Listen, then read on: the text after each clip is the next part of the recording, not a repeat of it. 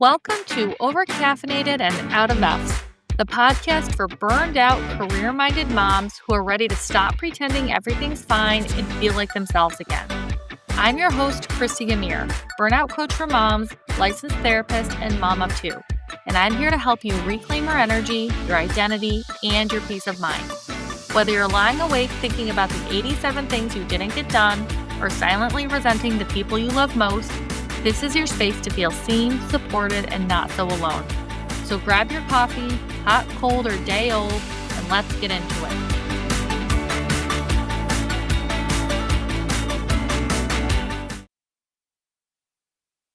Hey everybody, it's Christy. Welcome to Overcaffeinated and Out of Effs. In today's episode, I'd like to welcome our guest, Katrina Hofstetter. Katrina is an estate planning attorney practicing in the mid-Michigan area who started her own firm in 2021. Katrina juggles law firm ownership and practicing law with her husband, 3 boys active in sports, 3 dogs, and various community leadership roles.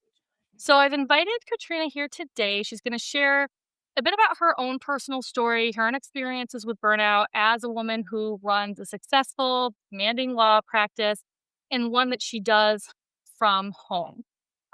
So Katrina, thank you so much for being here today. Thank you for having me.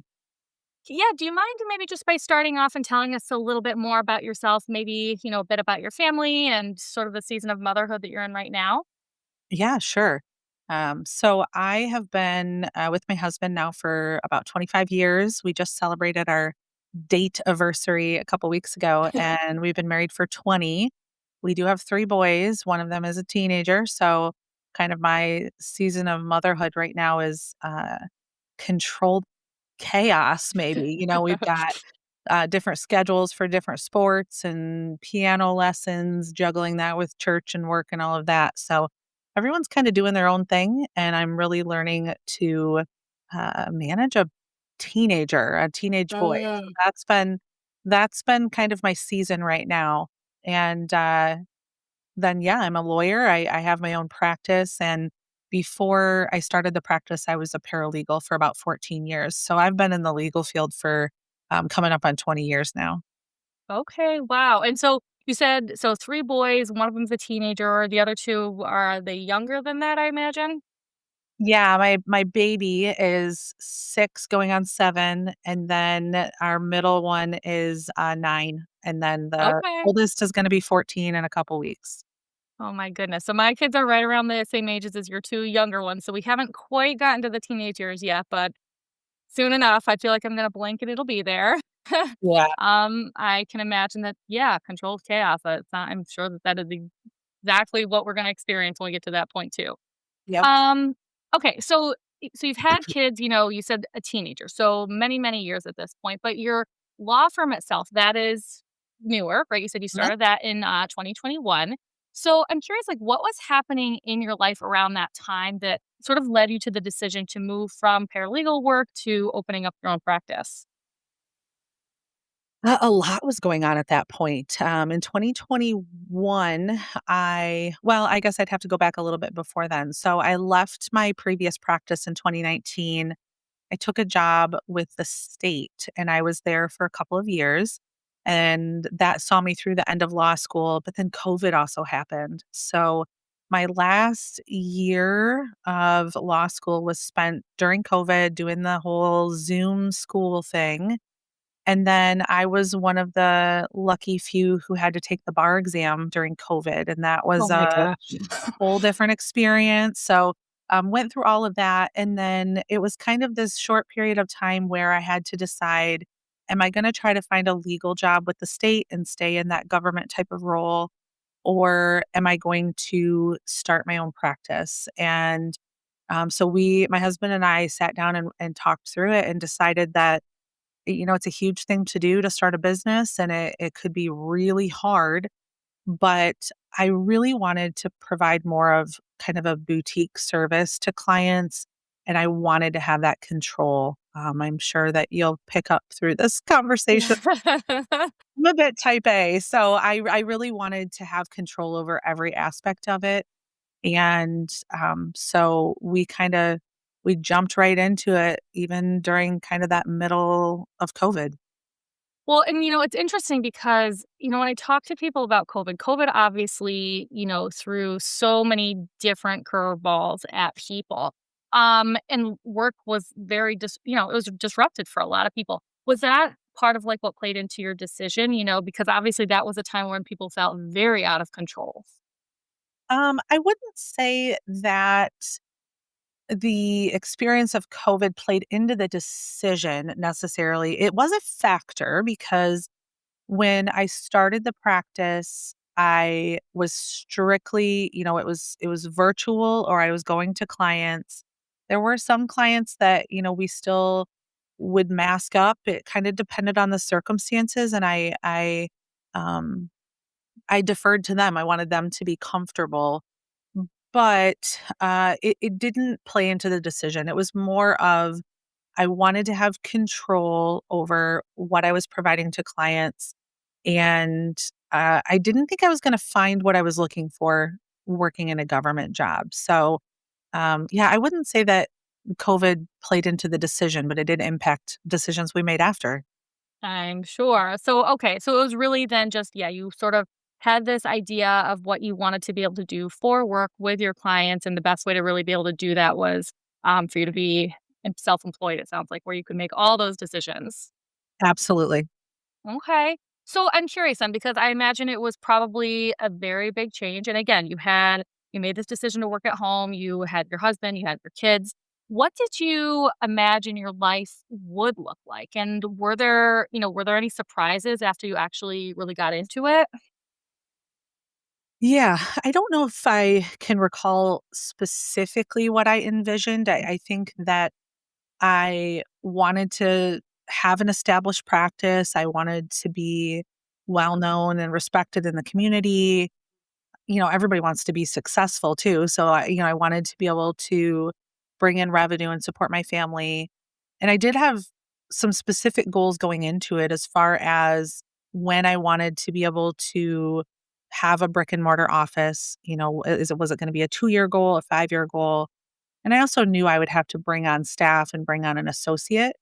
So I had a vision of what that could look like and what the ideal growth would look like.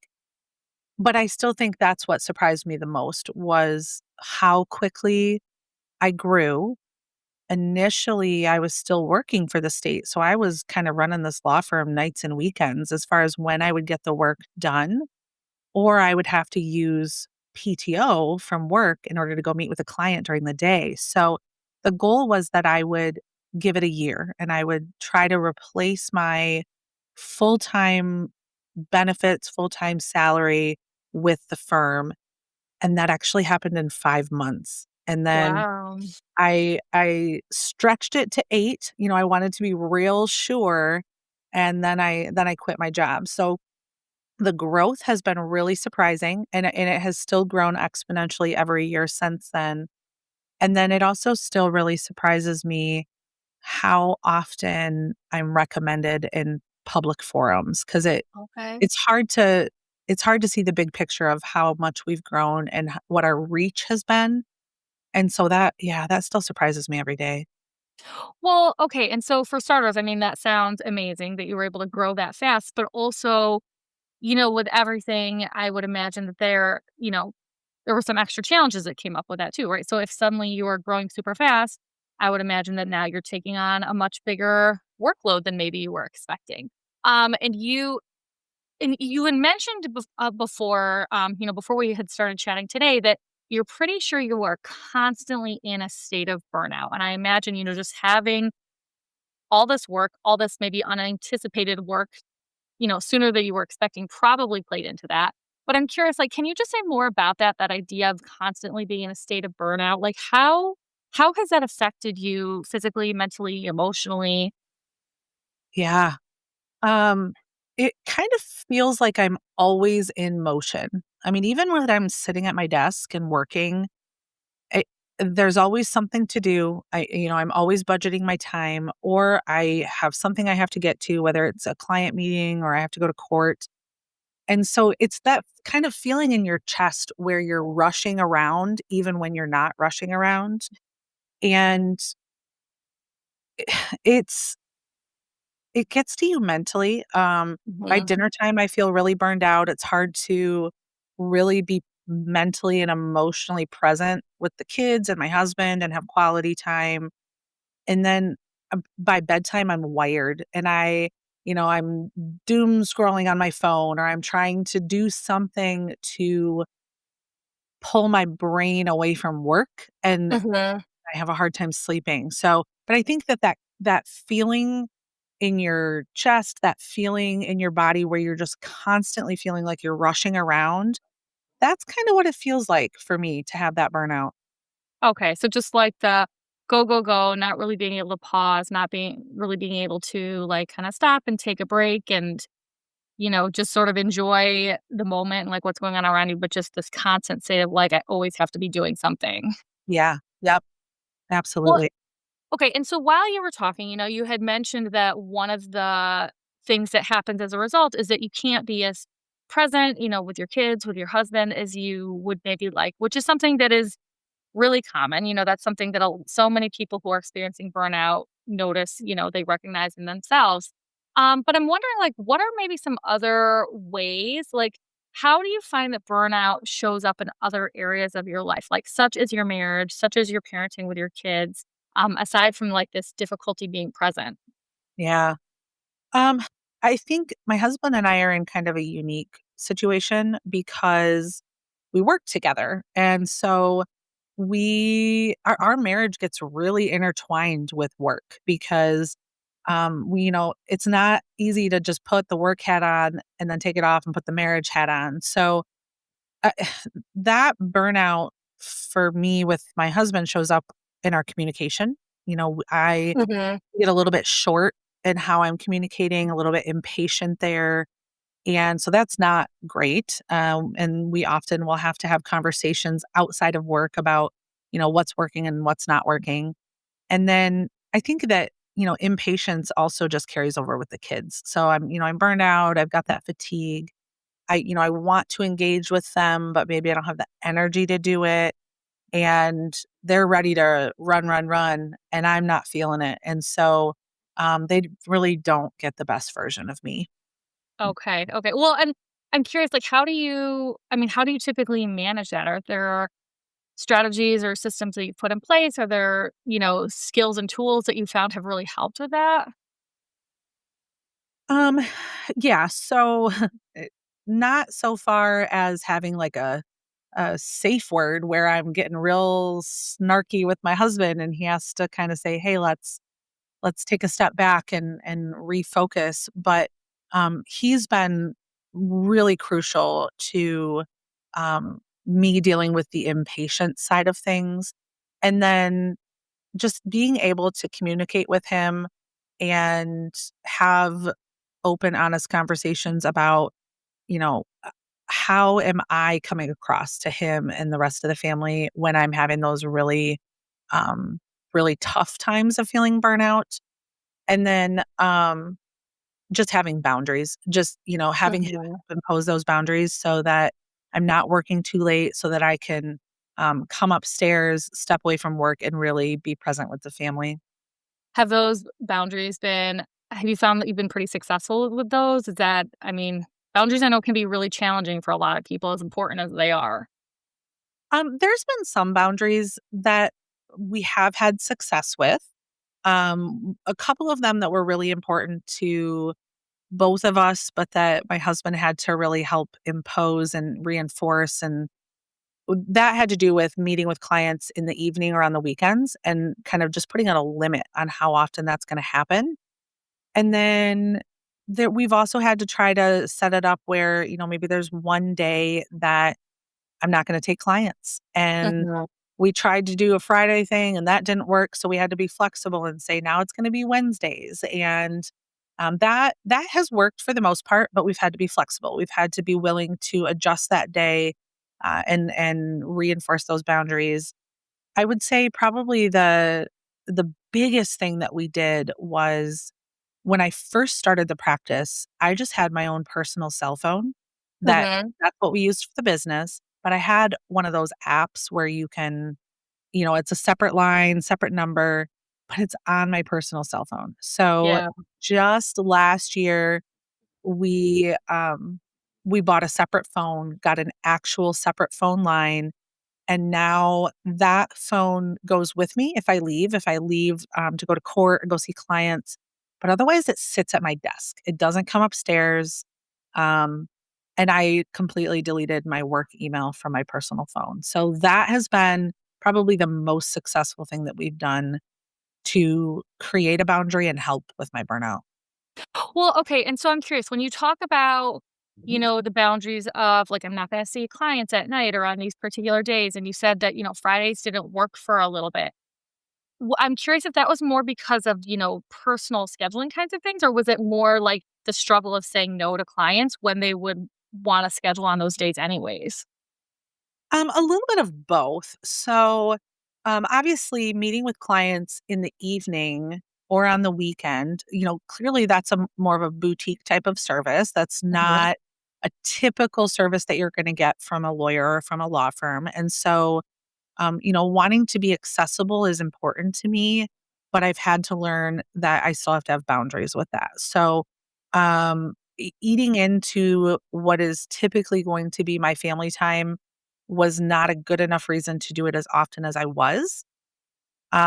So it just putting that in place for my family and respecting that family time was really important. But then I did also notice that if it was just kind of like, my schedule is open, when would you like to meet? Their clients are going to be more likely to choose what's the most convenient for them.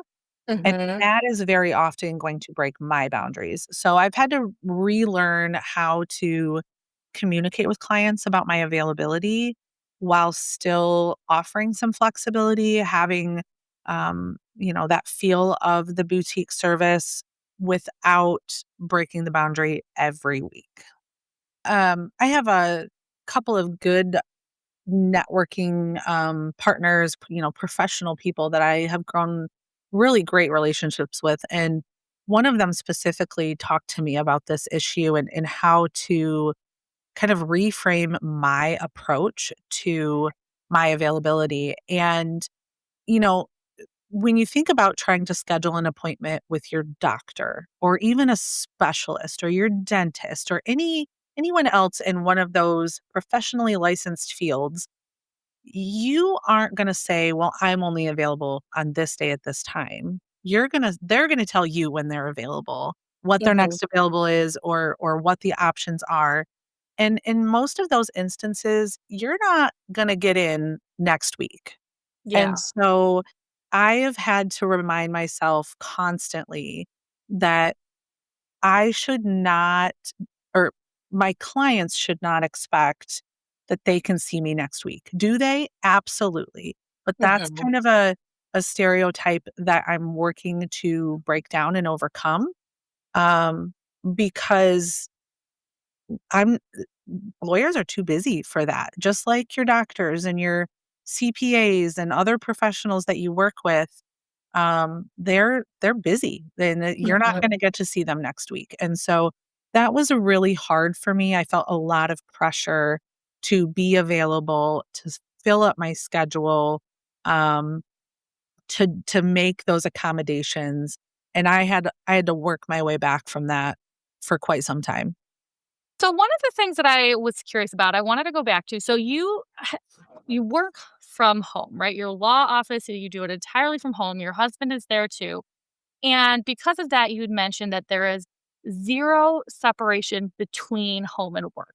And that in itself, I imagine, brings up a lot of challenges because when you actually go to a brick and mortar office, you have the physical boundary of I'm closing the door, I'm leaving the house, I'm driving away, right? Mhm. But when you're at home, it's so much easier for, I don't know, a kid to come knock on your door or whatever it might be, if they know that you're there because you're not truly gone.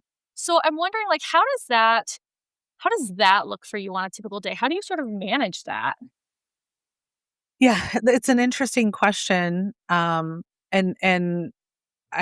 full disclosure, we we actually found out that there's a perfect office available for us, and we are going to be moving in just a couple of weeks, and that's going to be a major transition for us.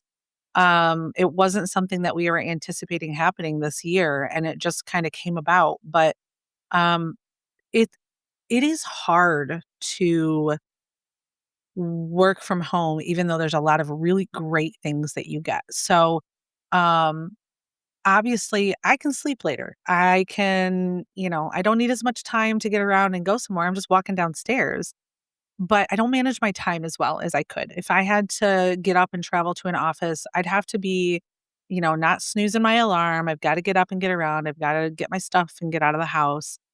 But I like having the flexibility of, if I need to run upstairs for lunch, I can do that. Or, Mhm. if I want to step out back and sit on my patio in the sunshine and take my laptop, I can do that. I'm going to miss those things going to an office. But I really easily lose track of time sitting here knowing that I don't have to close up and drive home. And so I work later than I really intend to. It's easier to break through those boundaries. And then if everybody else in the family is off doing their own thing, I'm really tempted to just come back downstairs and work. And Mhm. I I'm hoping that moving into an office is gonna help with some of those lingering boundaries that I am breaking right now. So, Well, and also your kids are obviously older now, but you said you started your practice in 2021, so your 6-year-old was like a one. baby at that point, Yeah. right? Yeah. And so, and then, those toddler years can be challenging, especially when the kids are younger. And so I imagine that there were probably times, well, I guess I don't know. I mean, did your kids know that you were working at home? Did they ever have a hard time with that? Like knowing I want mom and I know she's just, one floor away, but I'm not allowed to, go see her. Like, how did you deal with that? Yeah, that was really hard. I would say that it it was a little bit confusing. Obviously, yes, the youngest was 1, just turned 1, I think, or just turned 2, I guess, when I started the practice. Um, they already got used to me working from home because when I was working for the state, we got sent home because of COVID. So I was working from home for a couple of years leading up to starting the practice. So they were already used to that. They were used to having to, if I gave them that mom look and held up my finger or, gave them the shush symbol, they knew that I was in a meeting. They knew that they couldn't interrupt me. So they got kind of used to that. But it was definitely different once I started the practice. And even now, we've had to tell the kids if the office door is closed, you can't come barging in. Mom could be, you know, doing something like this, recording a podcast. She could be in a Zoom with a client. She could be on a hearing on Zoom with, with a judge. So, um, they definitely have had to learn how to respect those boundaries. Interestingly enough, I overheard a conversation with my youngest the other day. He was just out on the back patio with the neighbor friend, had the screen open so I could hear them talking. And the neighbor kid said, "Does your mom own a business?" And he said, "No, I don't think so." And so it was just this really odd realization that they know that I'm working. There's a sign out at the road. They hear me talk about the business name all the time, but the youngest did not put that all together and realized that his mom owned a business. So it, yeah, it's been an interesting process, but it's definitely hard when they get home from school and they want to come give me a hug or they want to cuddle or do something, and if I'm in a meeting, I have to say no. So it sounds like, when we talk about the pressure for you, to really always be available, again, it sounds like you had a lot of these conversations and you've really sort of stressed to them, yes, and I'm here, but I have, if the door is closed, I have these important things that are happening. And so you cannot bother me. And because they're older, I mean, then sure they understand it a lot better now. Yeah, for the most part, the youngest he's my baby, so, he does still wanna come and, maybe work in the office and sit at the table and just be around me.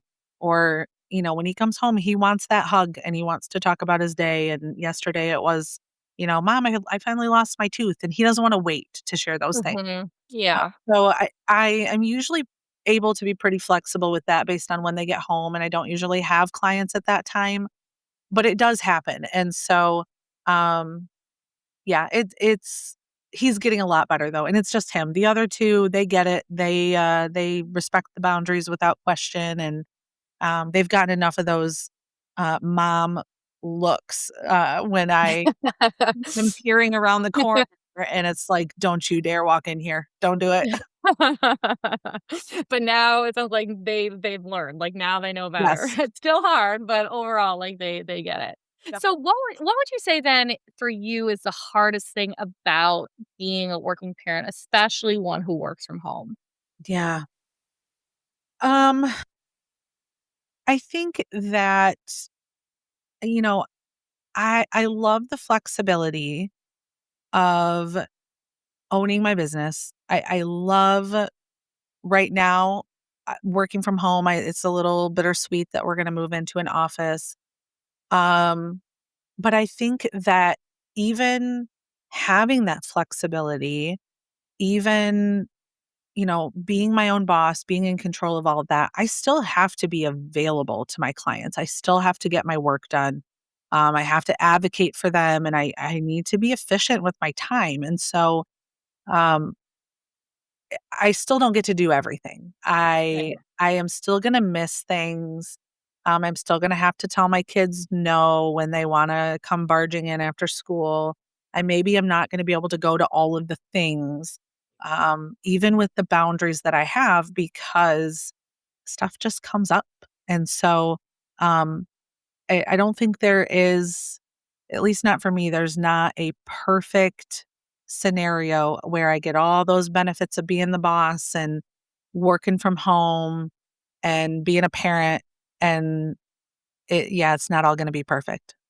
Well, I feel like with everything, there's always a trade-off, right? So even Yep. the benefits that we get, there's always a trade-off. Something that you had said that I thought was really interesting, you had said, I still can't do all the things. And the reason that I found that interesting is because, I do think that one of the biggest challenges for so many working moms, work inside the home, outside the home, is this idea that we have to do all the things and we have to do all the things well. And that's just not a realistic expectation. We cannot be at work and be focused on home. We cannot be at home, be focused on work. Like when we say yes to one thing, we have to say no to something else. And I think that it's really important that we start to shift that expectation on a much larger scale. But when you made that comment, it almost, to me, it sounded like because you work from home, maybe there's even more of an expectation that you can do all the things when again, you can't because none of us can. Yeah. And it sounds like that's something that you really kinda had to work to be, okay with. Yeah. When my husband came to work with me in the spring of 2023, there was a huge shift in our family.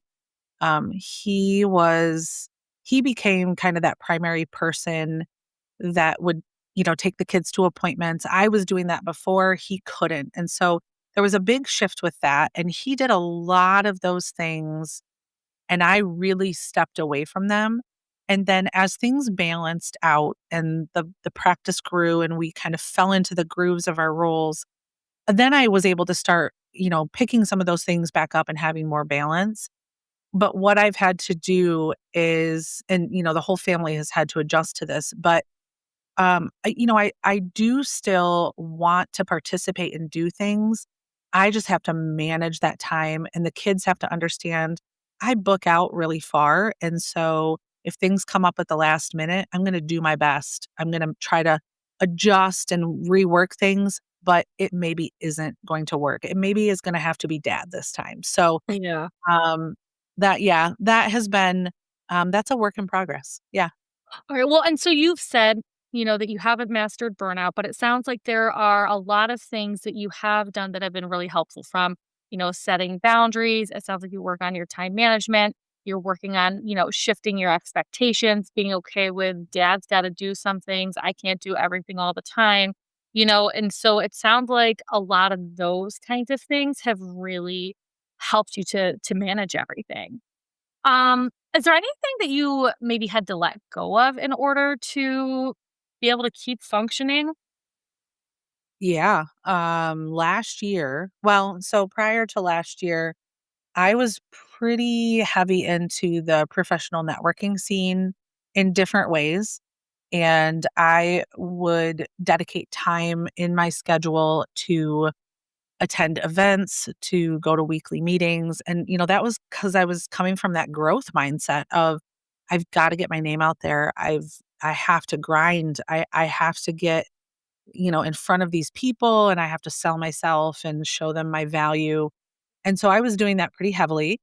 And then last year, we had grown really not too much, but we had just grown so quickly that I really had to step away from networking. And for the most part, aside from a small group uh, of, there was three of us that were consistent. Aside from that group, I kind of didn't network at all in 2020. Mhm. It just was, I couldn't be away from the office or I couldn't dedicate that time and not have it available for clients. But then I just really missed seeing people in general, and some of it was specific people.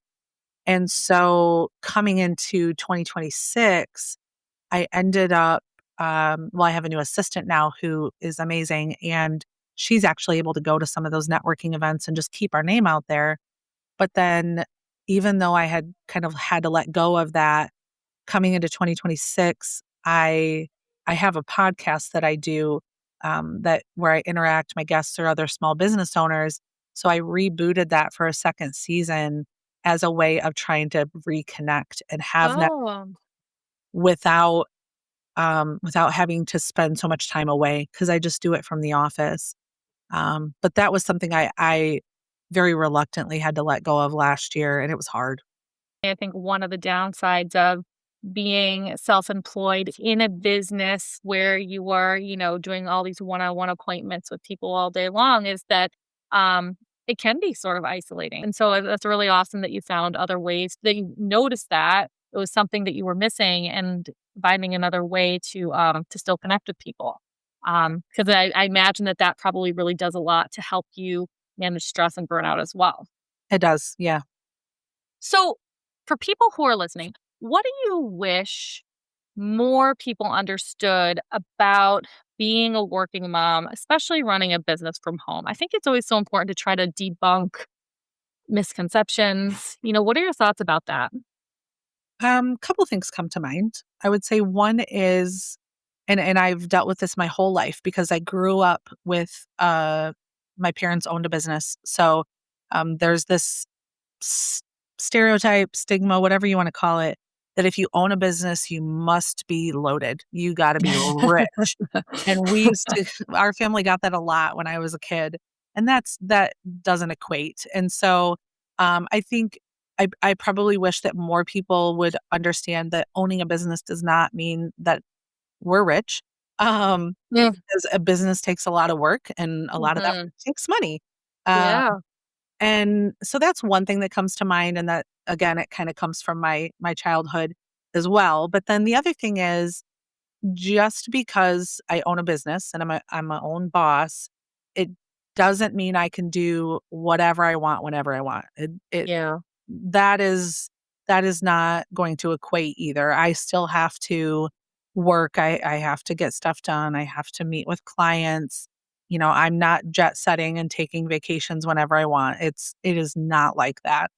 Yeah. No, I agree with that at 100%. So, what's maybe one thing, that you've learned about yourself during this time of your life? Um, well, I learned about imposter syndrome after starting the business. And some people believe in it, some people don't. I think that I probably have imposter syndrome and I'm working on that. It's getting better. But despite that, I truly think I was born to be a business owner. Mm. This was the path that I was supposed to take, and this is, this is where I'm supposed to be in life. And Yeah. that I think was a little bit surprising, to feel so natural in this role. I'm so happy to hear that. I feel like that's so amazing for you. I know that a lot of people really struggle to find their thing, to find their sense of purpose. So I think that that's so amazing that you did this and that's been it for you. Yeah. Um, okay, I'm not going to take up too much of your time. I know you have other things to do today, but before we do, for people who do want to go, they learn more about you, the work that you do. Where can they go to do that? Obviously, our website has a lot of information, more from a legal perspective. If you want to get to know me and the staff and services we provide, kind of what our unique take is on it and the approach, that boutique style of service. So the website's going to give a lot of information about that. And then we also have a YouTube channel, and that's kind of a mix of a lot of educational content, which is going to be the same that you're going to find on any of our social media pages.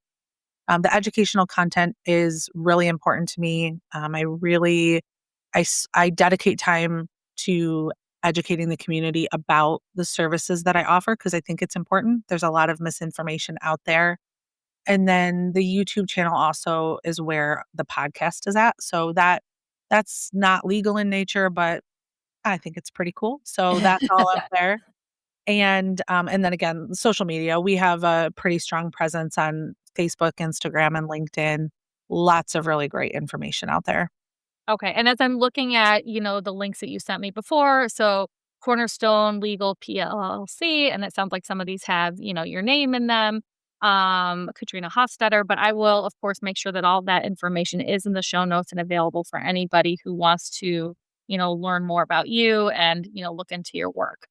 Okay, so final question. I always like to ask everybody this, before we wrap up. If you could leave the listeners with one final message, one final piece of advice, what would it be?